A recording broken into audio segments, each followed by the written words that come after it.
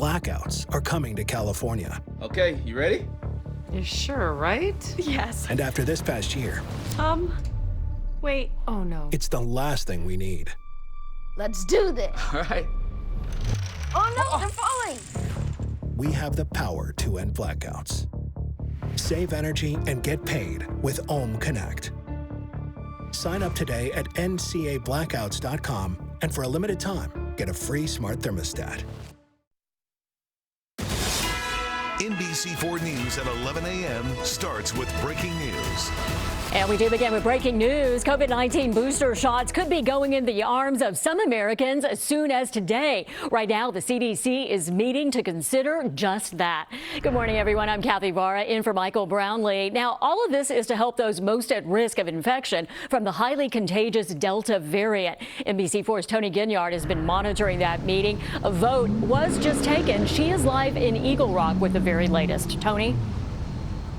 Good morning. I listened to the entire CDC Advisory Committee meeting, and it was absolutely fascinating.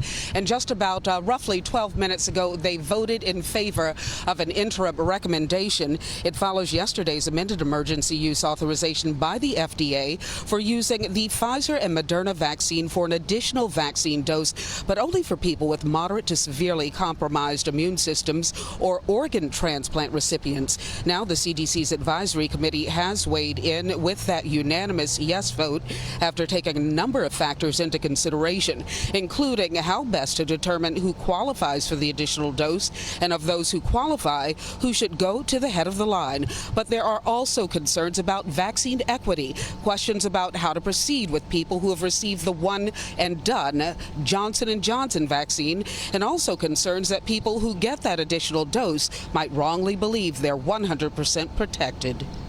I do think my only concern about adding a third dose for the immunocompromised is the impression that our immunocompromised population will then be safe. I think the reality is they'll be safer, but still at an incredibly high risk for severe disease and death. There was additional conversation about where dialysis patients fit in as potential third dose recipients, and quite a bit of back and forth about the possibility of including children with weakened immune systems. Committee members made a point of emphasizing this is an additional dose, not a booster dose. There is a difference. The additional dose being given to increase the effectiveness of the initial vaccination. The committee voting in favor of greenlighting the third dose to be administered at least 28 days after your primary two-dose regimen, and we are told the updated guidance on this issue should be out later this evening. I'm Tony Ginyard reporting live. Back to you in the studio. Tony, thank you so much. We also have this just in. LAUSD has just announced it will require all employees to be fully vaccinated for COVID-19, and the deadline for those workers is October 15th. All employees will also still be required to participate in regular COVID testing regardless of vaccination status. The teachers union also just released a statement today saying the board of directors has voted overwhelmingly to support the mandate for all LAUSD employees. LAUSD starts back to school Monday.